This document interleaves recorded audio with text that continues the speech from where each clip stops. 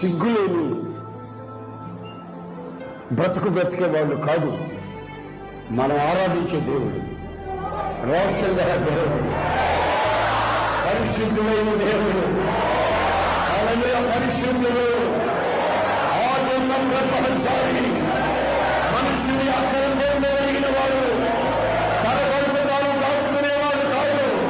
ఆఖరి రక్తము కూడా తన ప్రజల కొరకు ఖర్చు పెట్టేవాడు, బండలు చీల్చేవాడు, కోటలు కొట్టేవాడు, నీ దాహాన్ని తీర్చగలిగేవాడు. ఆయన పేరు యేసు, యేసు, నజరేయుడైన యేసు. Baba,